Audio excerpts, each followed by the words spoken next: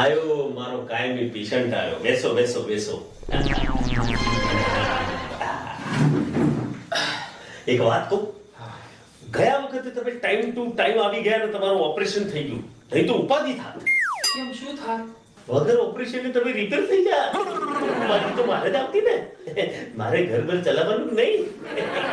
By the way, શું problem છે કહો?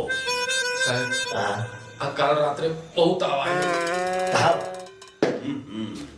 હવે મને મારી વાતનો જવાબ આપો કે તમને જે તાવ આવ્યો તો જી.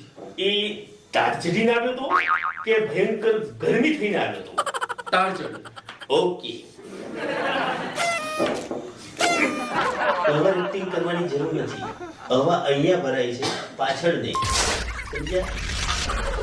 ઠીક છે. તો તમને તાળ ચડીને તાવ આવ્યો હતો. જી. તો જ્યારે તમને ઠંડી ચડીને તાવ આવ્યો ત્યારે તમારા દાંત જે છે એ કડ કડ કડ કડ કડ કડ એમ થતા હતા? સર બેગડે દાંત દબ્બીમાં હતા.